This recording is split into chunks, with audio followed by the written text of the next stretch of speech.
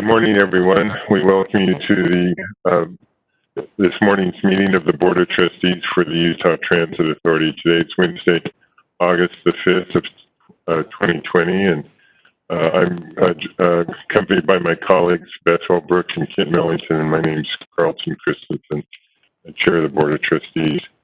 We remind everyone that due to COVID-19 and the Governor's declaration, we've continued to stream our meetings live through YouTube. Public comments that were received previously were distributed, and those that are certainly welcomed afterwards will be distributed to the board and become also part of our record today. We also are grateful for our staff and for all the work they've done to make this available to us. We'd like to begin with our Safety First Minute, and with that, we'll turn to our Safety Director, Sheldon Shaw. Good morning, Sheldon. Good morning, Mr. Chair. Good morning, trustees. Appreciate the opportunity as always. Today I chose sun safety as the safety message. The last couple of weeks have been hot and sunny, and the 10-day forecast has more of the same, and we need to do what we can to protect ourselves from the ultraviolet rays of the sun. It's important to think about that because there are about 3.5 million cases of skin cancer diagnosed in the United States, and 73,000 of those are melanoma, which is a dangerous kind of cancer. And so the things we can do to protect ourselves is wear a shirt, use sunscreen, put on a hat, and wear sunglasses. And do what you can to protect yourself from those dangerous rays. Thanks, Chair. Thank you, Sheldon. We'll next move to our consent agenda, which includes our approval of our minutes from July the 22nd. With that, I'll turn to one of my colleagues for a motion. Mr. Chair, I'd like to thank you, Kent. I'd like to make a motion that we approve the consent agenda. Second. I have a motion from Beth, seconded from Kent, to approve the consent agenda. All in favor, say aye. Aye. Aye. Aye. Any opposed? That motion passes. Thank you, both of you. And next up will be our agency report. And with that, we'll turn to our Executive Director, Carolyn Gnott. And good morning, Carolyn, and welcome. Good morning. I just want to give a couple items before we get into the ridership report. One is a good news item. The Utah Division of Emergency Management is awarding UTA $50,000 to purchase police radios. And so that was a grant that we put in just very recently. And so Eddie Cummins, our Chief Operating Officer, will be executing that grant. And that is a sort of came out of nowhere, and we were able to get that grant. So that's really great for our police. And if you have any other questions regarding that, Eddie can give you a little more information on that as well. Could I ask one quick question on that, Carolyn? Sure. And I don't know, Eddie, if you would know this, but does our system connect with the UCAN system that other law enforcement has, or do we have to go through dispatch, or do you know that answer? I believe it does, Trustee, but I would have to. I'd have to check I'd double check that, make sure. Okay, I just wondered. I think it's great, and I just wondered whether or not we have that interface with the rest of law enforcement. So, yes, anyway. Yeah, the $50,000 award, it's going to be for 18 radios that purchase includes batteries, lapel microphones for each radio, and a smart zone operation. And the radios provide connectivity and interoperability between the local and the interagency organizations for emergency operations. So it does allow for that. Thank you. The other item I want to just do a quick reminder of is that we are currently in our public comment period for the changes to the fare policy and structure. And if you remember, the goals of the proposed public fare changes at UTA are to simplify and streamline the overall public fare structure and apply consistent multipliers to the base fare. So allow that pricing of the public to be easily determined. We do eliminate some fare products for simplification. So this is really simplifying the system that we have. Tomorrow will be the public hearing, even though the public comment period is till August 21st. We are having a public hearing tomorrow. It will be virtual. And at that point, we'll continue to take comments at that location, then continue to keep the open comment period. We are planning, I think I inadvertently said this fare change, or the new fare policy would come into effect October 1st. It's actually November 1st is what we're planning on. So I just wanted to clarify. I think I said last week, October 1st. So I just wanted to give an update on that as well. And then we actually have opened up our comment in person if people want to give in person at each of our transit, each of our business units as well for the bus and our customer service center. So I'm going to turn over this to Eddie on the ridership report, unless there's any questions on that. Any questions from the board? Looks like we're good. We'll go to Eddie then. Thank you, Chair. Good morning. This is just a quick update on our current ridership, service restoration plan that we'll be doing on August change day, and a few additional safety measures that have been implemented since my last report. Can I go to the next slide, please? This chart shows weekday ridership. Ridership is still down when compared to pre-COVID ridership, but we are making some progress, and I will show that in a future slide. Currently, paratransit and fixed route bus are down 64%. Light rail is down 70%. Front runner is down 78%. And UVX is down 79%. Current weekday ridership, we're currently carrying a little over 50,500 per day. Next slide, please. Saturday ridership is showing a similar trend, but not quite as drastic. Fixed route bus is down 48%. UVX is down 62%. Light rail and front runner are down 63%. And paratransit's down 66%. Currently, we're carrying almost 34,000 riders on a Saturday. Next slide, please. On Sundays, light rail is down 49%, fixed route bus is down 52%, and paratransit's down 67%. As you know, front runner and UVX do not currently operate on Sundays. Overall, we're carrying a little over 15,000 passengers on Sundays. Next slide. While looking at ridership, I found this information really interesting. When you look at the previous slides, it appears that ridership is relatively flat, but if you really dig into it, we are making some progress. This table compares current weekday ridership to pre-COVID levels, as well as our low point, which was on April 7th. As you can see, we're in the red when compared to pre-COVID, but if you compare it to April 7th, we're up substantially. Fixed route bus is up 34%. Commuter rail is up 75%. Light rail is up 19%. And paratransit's up 211%. And microtransit's up 102%. Obviously, we still have a long way to go, but overall, system-wide, ridership is up 32% when compared to our April 7th low. And I'm excited because as we look towards August, I think we're going to see another bump in ridership with the service restoration. Next slide, please. As you know, UTA formed a recovery task force several months ago. This team is doing really, really great work. The team has implemented numerous initiatives that support UTA's recovery goals, which are ridership, financial sustainability, and customer confidence. I'll highlight a few of those today, but one of the larger initiatives that impacts all three goals is our August restoration plan. Recovery Task Force worked closely with service planning and the service units to develop a service restoration plan that will be implemented on August 23rd. Next slide, please. In regard to August restoration plan, the table on the right shows routes that will have improved, restored, or partially restored service, as well as those that will remain at a reduced level and those that will continue to be suspended. Overall, we will be restoring 91% of the pre-COVID miles and hours. 46% of the routes will see improved or restored service. 8% will see a partial restoration, and 28% will remain at a reduced service level, and 18% of our routes will continue to be suspended. Next slide, please.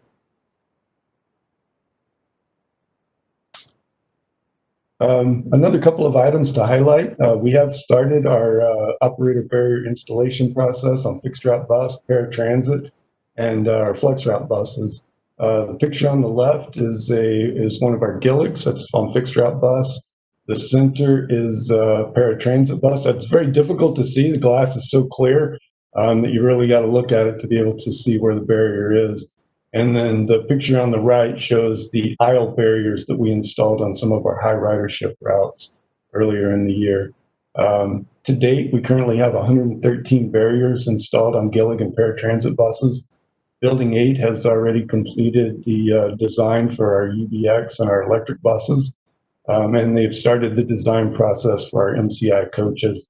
The goal is to have all of these installed on our bus fleet by August change day. So there's still a lot of work to do, but we're confident we're going to be able to pull that off. Next slide, please.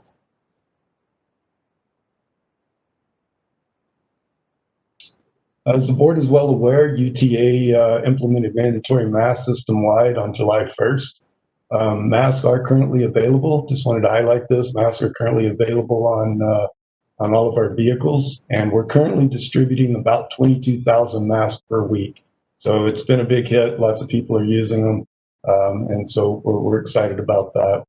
On the left, the picture, you can see a picture of the mask where they're at for distribution on the bus. The center is light rail, and over on the right, that's a picture on Front Runner. Next slide, please. And that concludes my presentation. Does the board have any questions? Yeah, I just had one, and it's maybe more of an observation, and I'm really impressed with the weekend numbers, which tells you sort of how much of our core group, you know, are entirely reliant. There's not a zillion places to go on a weekend other than grocery shopping and some basic kinds of things, but that really is very telling. I imagine we're learning a lot about our ridership and our ridership sort of behavior during this time, don't you think? It's been very interesting. You know, one of the things that's jumped out to me in the past, you know, traditionally, I should say, we always had our peaks, right? So between, 6 and 8 in the morning, we would see a high ridership. It kind of level out midday, and then we'd see a peak in the afternoon. But it's been kind of interesting because now we're starting to see kind of our high ridership peak during midday around 12, 1 o'clock, 2 o'clock in the afternoon. And so it has been interesting. During the COVID, we've definitely seen a difference in travel patterns for sure. Thank you. Let me look to the board for other questions. Eddie, I had a question. Have there been any major concerns? Have we had any feedback in regards to the mandatory mask? I haven't heard anything, and I just kind of wondered because I had a question asked of me just a little while ago, and I actually think it's gone quite well. I've been to a couple of. I was at the Front Runner station up in Ogden handing out masks to people, and I think people are mostly receptive. I had yet to meet somebody who was absolutely not willing to take a mask, but I was just curious if there's been any issues on that. You know, customer service has been tracking the comments that we've been getting. I got a report yesterday, and they've pretty much fallen off. We're not getting a lot of masks, so I don't think we'll be continuing to track that in the future. But obviously, just like we see on TV, there's some people that want to wear a mask, and there's some people that don't. And so we have received comments from both sides. Some people thinking that we should not make it mandatory, and others feeling like we should enforce it a little heavier. And so, that we get concerns about from riders when they see somebody on the bus or the train that's not wearing a mask, and vice versa. So it's been definitely an interesting time, but overall, I think that it's gone relatively well. And I think I think most people. I think when it comes to restoring the customer confidence, I think this is a big piece of that. Ken, I agree. Thank you. Oh, sorry for that. Ken, did you have a question or? Yeah, I was just wondering if you could update us on how frequently the cars and the buses are actually cleaned. We were on a program yesterday with some board members, transit board members from around the country. They were talking about even cleaning during the day about every 4 to 6 hours. I'm wondering, what's the schedule that we have on cleaning these vehicles? We're doing them nightly now. We do have some end-of-the-line cleaning on our light rail fleet and on Front Runner. Okay. Since we're doing those nightly. We recently, probably 2 or 3 weeks ago, we got approved to hire some additional service employees. You know, one of the things that has been really challenging for us is that this has become a new workload. And, you know, it wasn't like our service employees had a lot of extra capacity to begin with, and this has become Right. a work. And so we've plussed up on a number of service employees. There's 2 each at Ogden and Tim. And I think there was 4 at Meadowbrook, 2 at Central. And then we're looking at our contract cleaning on light rail and Front Runner to see if we need to plus up in that area as well. And so this is going to be helpful. I think it's going to improve our cleaning. I think we've done a good job up to this point, but as we looked out to August, knowing that we were already stressing our workforce and adding service in August, we're probably going to reach our breaking point. Okay, that was going to be my next question. So you anticipated that. Thank you. You bet. Any other questions for Eddie? Thank you, Eddie. I guess, Carolyn, do you have anything else on your report? No, that concludes my report. Okay, great. Great report. Thank you. Let's next go to our financial report. And I know we're going to honor Bob, but this is his last official, well, this is his last official or last financial report regardless, whether we want him to do any more or not. He's retiring at the end of the week, and we'll know that later, but certainly, Bob, we're appreciative of all the good work you've done. So with that, we'll let you give us your last financial report. Okay, well, if we can go to the dashboard, we'll take a look at, there's some interesting things on the dashboard this month. You know, we've been talking about it for a while, sales tax, and when we would see the effect of COVID-19. And so if you look at the graph on the bottom part, the red line is our 6-month to 6-month comparison. And you could see that, you know, from about the middle of last year, that was really going up quite a bit. And we almost were double digit earlier this year with our growth pattern. And then, you know, it dipped a little bit and then it went back up. But you can see the last few months how that's really declined. And you can see the impact of the COVID restrictions and what it's done to the economy when it comes to sales tax. So if you go back up to the first line of the dashboard, sales tax for the month of May, which we received in July, you know, was under budget for really the first time this year. And for the year, we're slightly under budget, $190,000. Now think about that. We've gone through, this report goes through the end of May, so there's 3 or 4 months of COVID economic restrictions in there, and we are still almost on budget through the end of May. So that's been a very good development. I think it just shows how strong the Utah economy was before that happened. And we've got a slide on sales tax we'll talk about in a little bit. Fair revenue, it's down 47% in the month of June. For the year, we're down about 30%, a little bit over $8 million. Now, operating expenses, you know, we made some changes early to reduce our operating cost. So our operating expense for the month of June was 10% favorable, $2.7 million. For the year, we're at $13.5 million favorable, which is a good thing. What we estimated in our June TFP that we reviewed with you at the beginning of July was we thought we'd be down about $25 million for the year. And so we're on track to do that. You know, we'll see what the impact of the August change day will be there, but right now we're on track. And with our revenues, you know, those are offsetting each other very nicely right now. Then as far as diesel prices, they're starting to go up. We were at $1.10 for a few months. In June, it was $1.24. Still, year to date, halfway through the year, we're at $1.46 versus the 2.5 that we budgeted. That's about a $3.9 million savings just on diesel fuel in the first 6 months. If there's no questions about that, let's go to the next slide. This will show our passenger revenues. And we're tracking this month by month just to see what the revenue losses would be. And so you can see it's kind of leveled off between April, May, then May and June, a couple of $1 million lower than our estimated budget for those particular months. So over that 4-month period, it's been about an $8 million reduction in passenger revenues.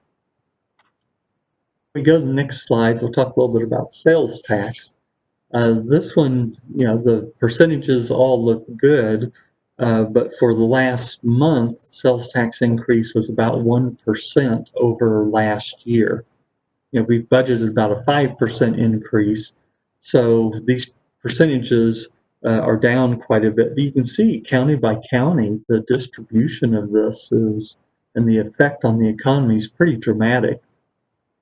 So in June, this is May sales tax. So May sales tax that we collected in July, Salt Lake was down almost 5% from last year.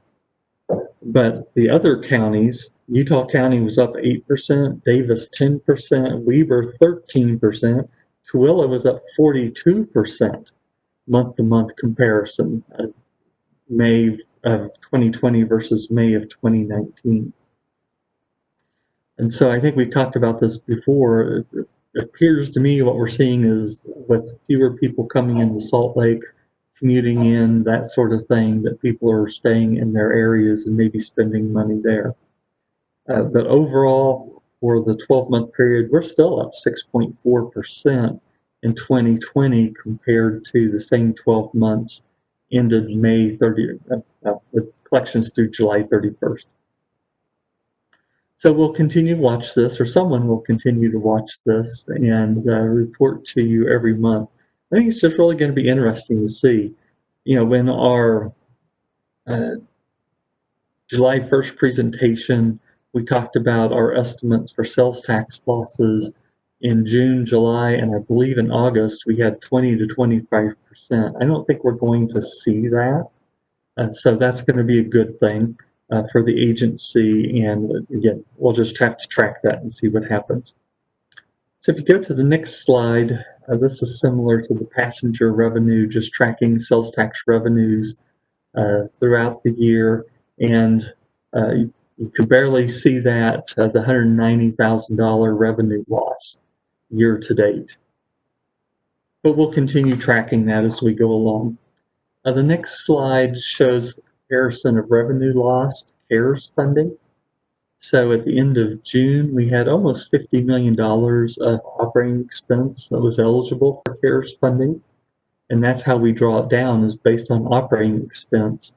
And our revenue loss hasn't been as great. So as we talked about with our July 1st presentation, and our cash balances will be up a little bit this year and next year, but then that will help us as we right size, whatever the revenues are going to be 4 years from now. That'll soften be a soft landing on what the expenses look like. Bob, this particular chart, it's a cumulative number, right? I mean, it's not per month. Right. It wasn't Yes. 40 million. These are cumulative. Thank you. Okay. Yeah, I thought so, but wanted to make sure. Yeah. So, one of the concerns was, would revenue loss, would the CARES Act funding come in quickly enough to offset revenue losses? Thus far, we've been fortunate in that our sales tax losses haven't been that great. So that's the revenue side. Let's head over to the expense side. Excuse me. So these are expenses through June 30th. As you would expect, if we're 13 million to the good on operating expense, that you would see favorable balances in almost all of these categories. Talk about just some of the big ones. Admin, IT's 1.2 million to the good, executive directors $1.2 million to the good, and those are the two big ones. Under paratransit, the contract service is about $1 million to the good. In maintenance of way, the big contributor there is our utilities. We're 500,000 to the good, which means we're underwater some places, and that's parts, about 200,000. So that's the offset that gets you that $320,000 favorable.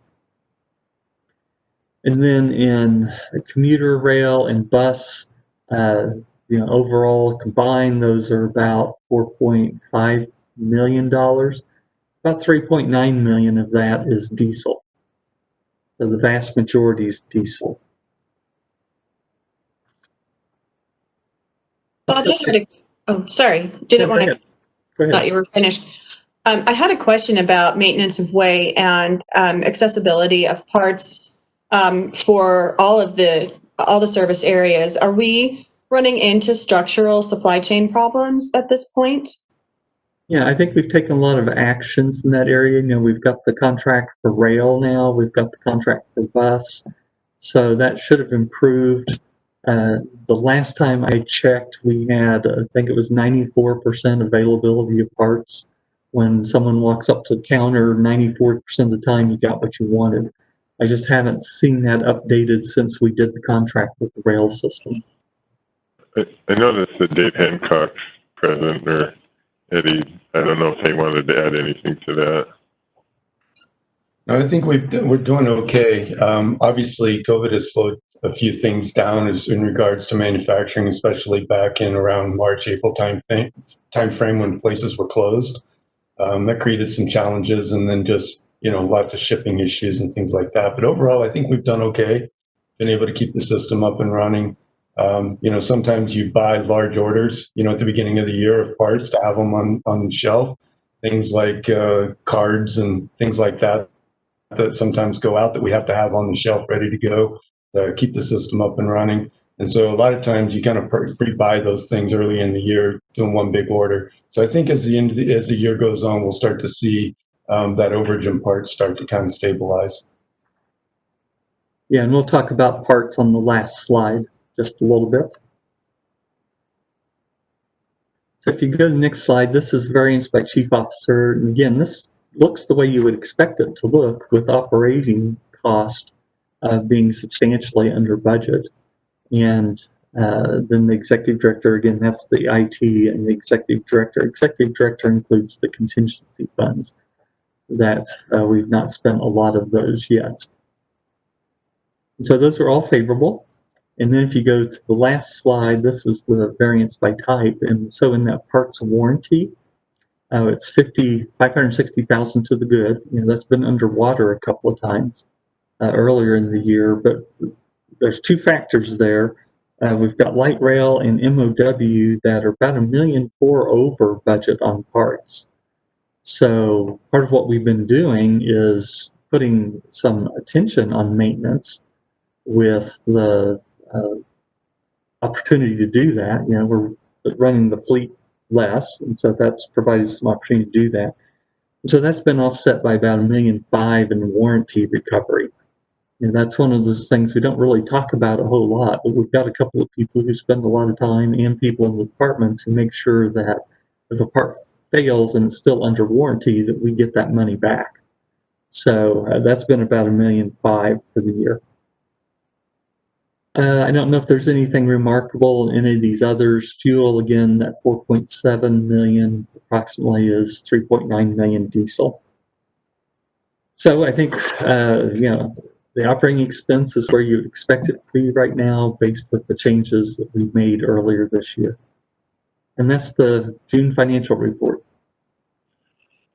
Any other questions from the board? Oh. Okay. Bob, I guess that's going to take you to the investment report. Yeah, so let's take a look at the investment report. This is for the second quarter. At the end of June, we had $296 million invested. The actual cash is a little bit more than that. It's $309 million. And so this is where it was invested at. And, you'll see it on the next slide, but just this is where it's at right now at the end of June. Zion's Capital had net $29 million. Yields are down quite a bit, 1.3%. Zion's Bank, that's an overnight account. It's less than 0.1%. And then the PTIF has the majority of the money, and it broke under 1% as we got into the second quarter. And so the total is about $296 million, a little bit under 1% earnings at the end of June. So if you go to the next slide, this is the benchmark comparisons. And so the benchmark returns, the lower row is either the 3-month Treasury bill or Fed funds rate, and you can see the dramatic swings in the benchmark returns from month to month. And if we pulled up the prior quarter's information, you would see this steady decline as the year went along. And you can see that with PTIF and Zion's Capital Investors. And think about the differences between these funds. PTIF is the shorter maturity one, 270 days, so you would expect their interest rates to move much more quickly than the Zion's Capital Investors, which we allow them to vest up to 3 years.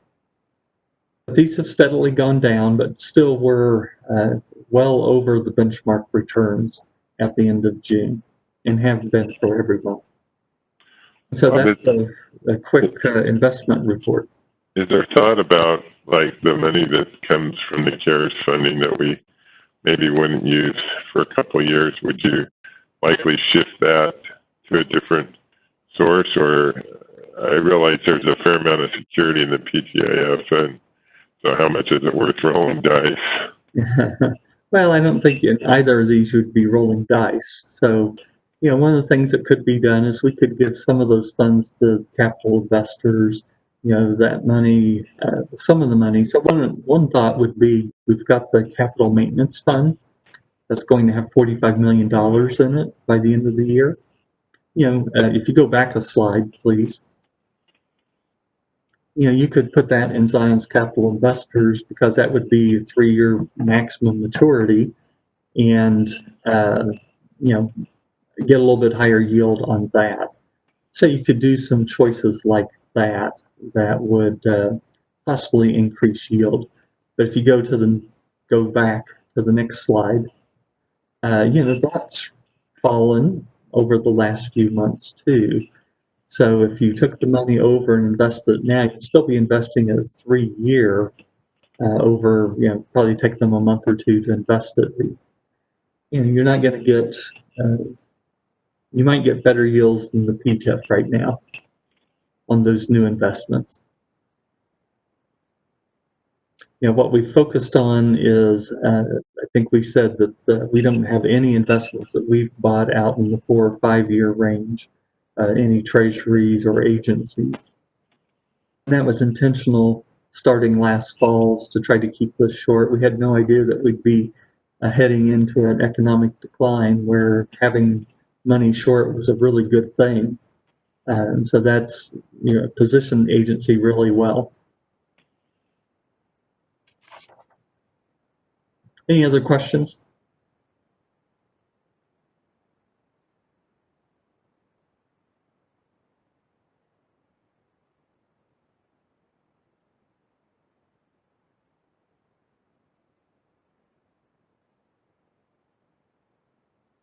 I think you're muted. Carlton, you're muted.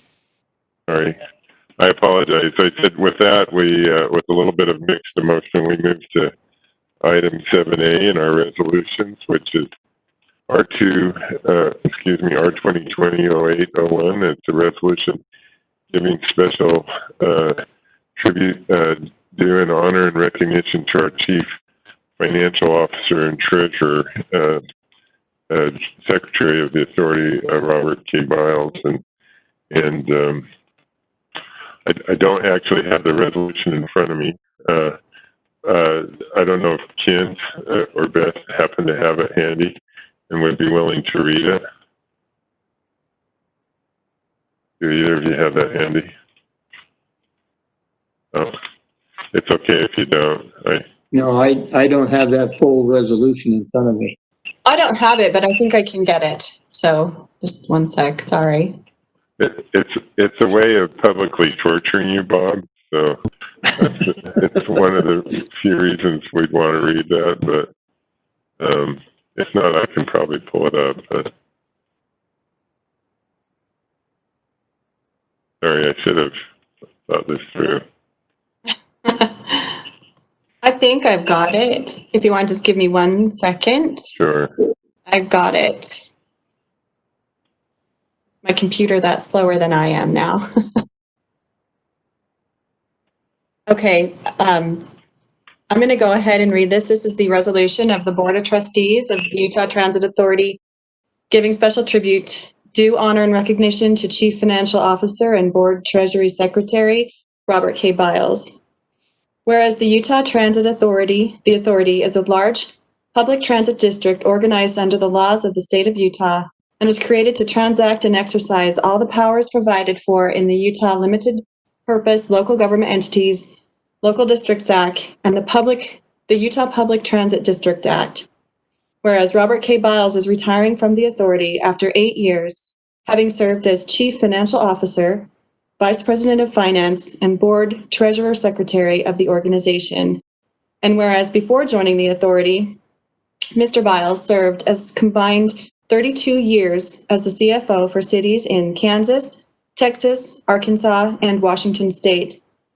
And whereas Mr. Biles has been active in the Government Finance Officers Association and having served for approximately 6 years on the GFOA Committee on Accounting, Auditing, and Financial Reporting, and approximately 2 years on the GFOA Committee on Retirement and Benefit Administration.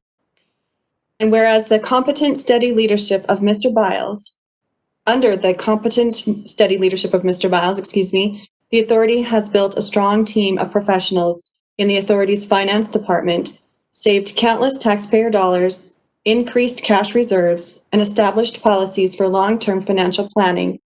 And whereas under his leadership, the authority is on track to fully fund its pension program, a benefit that is important to the many employees of the authority.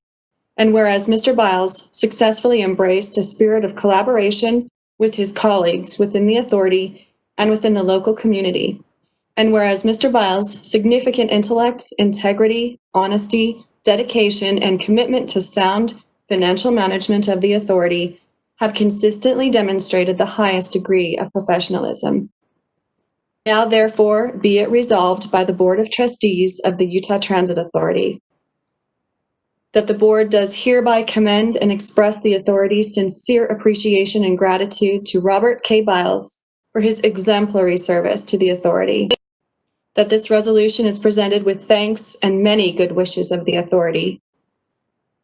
And with that, I would recommend that we approve and adopt this resolution as stated. And I just wanted to personally say, Bob, it has truly been an honor to work with you, and your ability to get any random question from me and answer it and just help to create this greater level of understanding has just been a wonderful gift to the agency and to myself personally, and I think to my colleagues as well. And thank you so much for everything that you have done.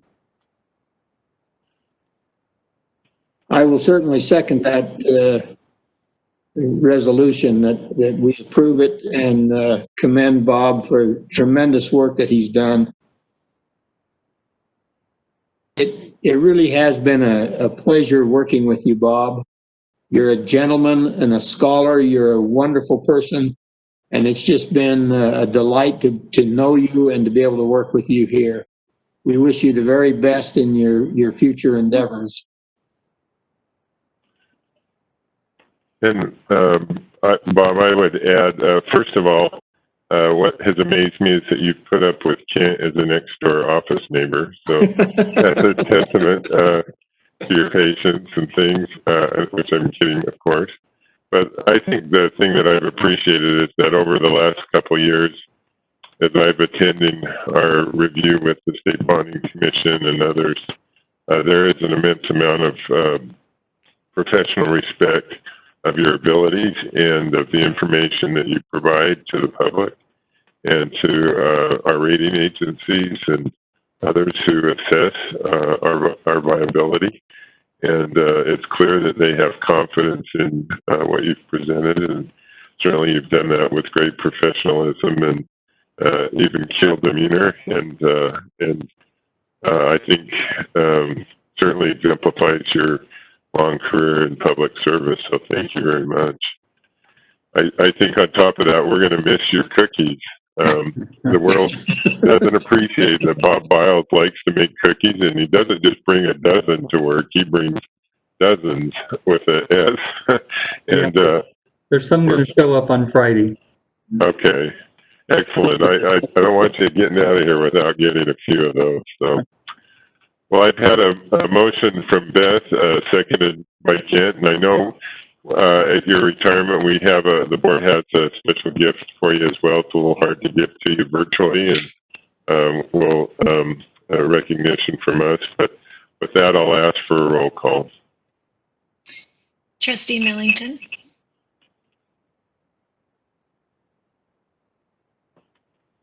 Trustee Millington. Aye. Trustee Holbrook. Aye. Chair Christensen. Aye. The vote is unanimous. Thank you. And thank you, Bob. And if I could just take a moment. Yeah, please. Say, it was an honor to be selected to be the CFO here. And it's been an honor to serve. We've done a lot of good things, I think. And I just wish you all and the agency the very best as you continue to serve the people in the Wasatch Front. You do a great job. Thank you, Bob. Well, we'll look forward to torturing you for a few more days, so thank you. We'll next move to another resolution with Bob's departure, a resolution appointing Annette Royal as officer and secretary of the board, and as Brian Steele as officer and treasurer of the authority. With that, I'll turn to my colleagues for a motion. I recommend that we approve the resolution to appoint Annette Royal as an officer and secretary of the authority, and Brian Steele as treasurer and officer and treasurer of the authority. I second. I have a motion from Kent, seconded by Beth. I'll ask for a roll call. Trustee Millington. Aye. Trustee Holbrook. Aye. Chair Christensen. Aye. The vote is unanimous. Thank you. All right. With that, we'll turn to Stephanie Withers, and who's filling in for our usual Kathy Griffith in administering the oath of office to first Secretary of the Authority to Annette Royal. Stephanie? Thank you, Chair Christensen. Annette, can I have you raise your right hand and repeat after me? I, Annette Royal, do solemnly swear I, Annette Royal, do solemnly swear that I will support, obey, and defend that I will support, obey, and defend the Constitution of the United States the Constitution of the United States and the Constitution of this state, and the Constitution of this state, and that I will discharge the duties of my office and that I will discharge the duties of my office as Secretary of the Utah Transit Authority as Secretary of the Utah Transit Authority with fidelity. with fidelity. Congratulations, Annette. Thanks. Thank you, Stephanie, and thank you, Annette. We look forward to your always professional service. With that, next we'll turn to oath of office for Treasurer of the Authority, Brian Steele. Stephanie. Thank you. Brian, can I have you raise your right hand and repeat after me? I, Brian Steele, do solemnly swear I, Brian Steele, do solemnly swear that I will support, obey, and defend that I will support, obey, and defend the Constitution of the United States, the Constitution of the United States, and the Constitution of this state, and the Constitution of this state, and that I will discharge the duties of my office and that I will discharge the duties of my office as Treasurer of the Utah Transit Authority as Treasurer of the Utah Transit Authority with fidelity. with fidelity. Thank you, Brian. Congratulations. Thanks. Well, congratulations as well, Brian, and thank you for covering this important role.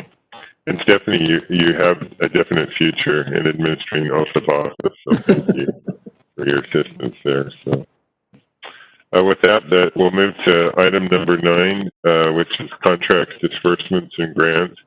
And our first item up is a contract in regards to 650 South Main Street track station design with CRSA Architecture Planning Interiors. And we'll turn to Mary Del Loretto, our Chief Service Officer.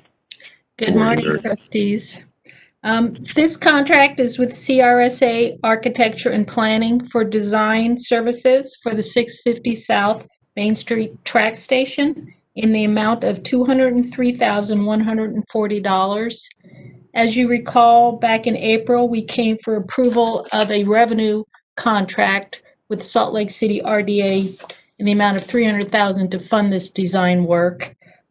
So this is now, we went out with an RFP and selected CRSA for this work, and we're now ready to execute that contract. Any questions?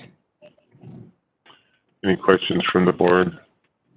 Is CRSA a local architectural firm? Yes, they have local office here. Okay. I did notice that they're obviously breaking ground on the office building that's right there, and that's exciting to see. Yes. That. So I'm excited to see this go forward. Great. Definitely a long plan for station in our system. So, if there are no other questions, I would entertain a motion on this contract. Mr. Chair, I move that we approve the contract for CRSA Architectural Planning Interiors for the Main Street Station. Second. I have a motion from Kent, seconded by Beth. All in favor, say aye. Aye. Aye. Aye. Any opposed? That motion passes. We'll stay with Mary and go to a contract service planning software for Remix Software Inc. Mary? Yes. So this item is to authorize the executive director to execute a contract with Remix Software. It would be $136,000 annually for 3 years, plus a $10,000 one-time setup fee for a total contract amount of $692,000. So currently, service planning is a very labor-intensive effort, and Remix's software planning tool will greatly facilitate this effort. It will allow us to do tasks such as estimating cost of new services, estimating impacts of changes to existing services, estimating changes to access and travel time, and things such as that. And I do have Laura Hansen, our planning director, available if you have any specifics about what this software could do, but I know the planning department is very excited about this new tool they'll have. Any questions for Mary or Laura? I do have a question. How long do we anticipate it will take to implement this software into our system? And I'm going to turn that one over to Laura if she's available. I am. Thank you, Mary and trustees. This is a cloud-based software system, and so you access it just through an internet URL. So we will have instant access to it. Okay. One of the things that I really like about it is that you have the ability to explore different scenarios on the fly. So if we were in a meeting with our stakeholders in a particular city and they said, well, we'd really like to see a bus route that does something like this, we could draw it right there, and we would say, this is what it would cost, this is the impact to Title VI, this is our impact to paratransit. We'd be able to analyze all of those things just on the fly with our stakeholders. I think it'll be a really great tool for us. Oh, very good. Sounds like a very useful tool. Laura, thank you. Oh, sorry, Mr. Chair. I read that about specifically about, working with, vulnerable populations and getting the latest data. And I think that just really stands out right now. And I think that is a great addition, and having the ability to utilize all the demographics available to make those presentations is fantastic. So I'm very excited for this as well. Great. Thank you. Any other questions, though? Okay, I don't think. Thank you, Laura. Thank you, Mary. With that, I'll ask for a motion. Mr. Chair, I'd like to make a motion that we approve the service planning software contract with Remix Software Incorporated. Second. I have a motion from Beth, seconded by Ken, to approve the contract. Those in favor say aye. Aye. Aye. Aye. Any opposed? That motion passes. Thank you, Mary. Thank you. Our next item up, C, is a change order on advertising contract extension with Lamar Transit Advertising. And with that, we'll turn to Andrea Packer. Good morning, Andrea. Good morning. Thank you, trustees. Thank you for your time. This contract extension is a revenue contract that we have with Lamar Transit Advertising. There's a little bit of history. This is the contracted vendor who sells, produces, and installs the third-party advertising on our system. As you know, we do allow advertising on our buses and our tracks, trains, and our front runner system. So they were competitively procured back in 2013 for an initial term of 7 years plus the ability for 3 option years. And we are asking today to extend one of those 3 option years. Part of the reason we are going for one of the years is we are adjusting the financial parameters of the contract due to the pandemic. We had discussions with Lamar several months ago about how the pandemic has impacted advertising, and they've been affected in multiple ways with respect to advertisers needing to cancel, advertisers who have been delinquent or have not paid because of their own financial conditions. And we've also seen a significant decline in new advertising requests. And I can personally attest to that, as every ad comes to me for approval before it goes on our buses. And I've seen the requests drop from 7 or 8 a week to maybe 1 or 2 a week. And so for this 1 year, we are granting them some financial relief in the minimum annual guarantee that they afford us. The contract stipulates either the minimum annual guarantee or 65% of net sales, whichever is greater. However, given that relief we are providing them, we will do a quarterly true up with them. And at 6 months into this 1 year extension, we will do a financial review completely with respect to the pandemic, and can make any adjustments at that time. So that's a quick summary of the financial changes for this 1 year extension. They've been a tremendous partner and have performed exceptionally. And with that, I am requesting approval of the 1 year contract extension, and I'm happy to answer any questions. Andrew, what amount does the minimum annual guarantee go from to, the revised amount? The minimum annual guarantee for this year would have been $2.55 million. What is in the proposal is $1.08 million, I believe. So it is over a 50% decrease. That does reflect the data and analysis that we looked back during the pandemic, where outdoor advertising sales have dropped in the neighborhood of about 51 to 55%. Okay. And it's a thought, is there any thought to what happens in a year? Whether you extend or go back out, or I guess you just see what the lay of the land looks like at that point? Exactly. I think with the pandemic and not knowing, what would be happening, that next summer we would take the opportunity to revisit the issue with them and determine what UTA's best course of action is. Other questions, however, from the board? Not seeing any. If there aren't any, then I would entertain a motion on this particular change order. Mr. Chair, I move that we approve the change order with Lamar Transit Advertising as Andrea has explained it to us. Second. Motion by Kent, seconded by Beth. All in favor, say aye. Aye. Aye. Aye. Any opposed? That motion passes. So thank you, Andrea. Thank you. Our next item up, item E, is a real estate contract property acquisition settlement agreement with at 212 East University Parkway in Orem, Utah, with Jeffs and Naylor LLC. And with that, I'll turn to Mary DeLoretto and Paul Drake, Director of Real Estate. Mary. Hi, this real estate item is for a parcel as what is part of the UVX BRT project, and I am going to turn it over to Paul Drake, our real estate director, to talk about this. All right, perfect. Thanks, Mary, and thank you, trustees.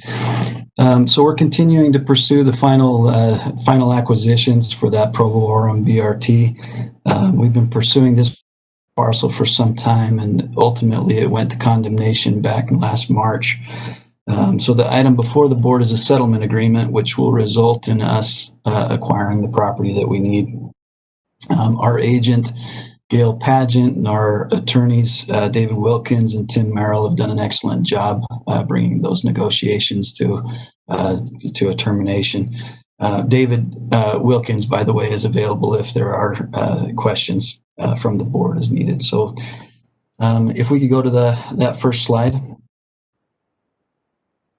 The property is located on the corner of 200 East University Parkway in Orem. When we started negotiations, that was an active Village Inn restaurant, and it's since been closed due to bankruptcy. The owner is Jeffs and Naylor. The fee acquisition that we're picking up is a little over 5,500 square feet, or a little over 1/10 of an acre. Then there's a public utility easement that's about 1,300 square feet. The total settlement amount is $380,000. That amount has been approved by FTA and it's contemplated in the project budget. We go to the next slide, please. This is a context map of the property. North is to the right. The red indicates the fee acquisition. The blue is the public utility easement. If we go to the next slide, please. So staff believes that this is a fair settlement and requests that the board approve that settlement agreement and authorize the executive director to execute the agreement and the associated documents. Are there any questions for us? Any questions from the board? Paul, I had a question. Sure. With this being in a kind of a limbo with the negotiations ultimately ultimately resulting in getting this taken care of, what are we going to do as part of the UVX to this site now that this is hopefully can be resolved? What are we going to do physically to the site? Mm-hmm. Actually, we've been operating under a right of entry, and we've gone in and completed the construction that we needed to. This is just a matter of finalizing the negotiations with that property owner. Great, thank you. Sure. Other questions? Seeing none, I would entertain a motion on this real estate contract. Mr. Chair, I move that we approve the settlement agreement and authorize the executive director to sign the necessary documents. Second. Motion by Kent, seconded by Beth. All in favor, say aye. Aye. Aye. Aye. Any opposed? The motion passes. Apparently, I've gotten a little too punchy on the agenda and skipped right past the most important item on the agenda, which was change order for grade crossing panel tub replacement and rehabilitation on phase 2 of our on-call maintenance task, order number 119 with Stacy and Whitback. And with that, I'll turn to Eddie Cummins and Dave Hancock. Thank you, and sorry, gentlemen. Oh, thank you. Dave Hancock will be presenting this contract.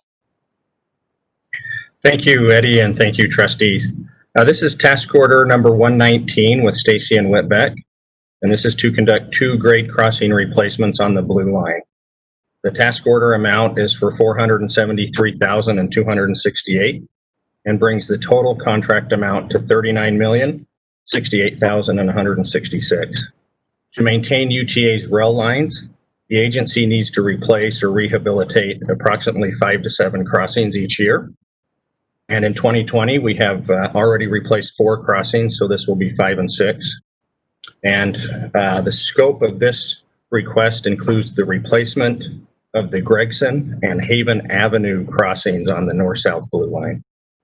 These projects involve removal and replacement of the rail, the existing tubs, the crossing panels, as well as the stabilization of any kind of ground that we need to underneath.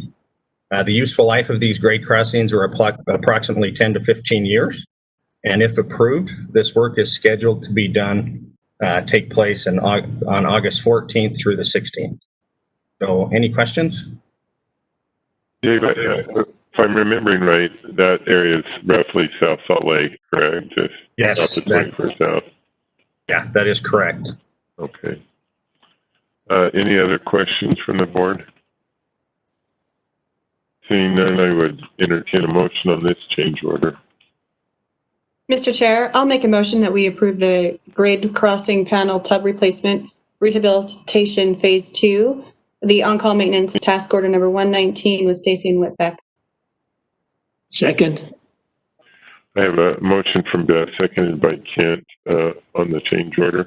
All in favor, say aye. Aye. Aye. Any opposed? That motion passes. Thank you, Dave. Again, thanks, Eddie. With that, the truly most favorite thing is the other business, and our next meeting will be on August 12th, and then we turn to the cherished motion for adjournment. Mr. Chair, I make a motion that we adjourn. Second. I have a motion from Beth, seconded by Kent on adjournment. All in favor, say aye. Aye. Aye. Any opposed? That completes our meeting, and we'll stand adjourned. Thank you, everybody, for your participation today. Thank you. Thank you.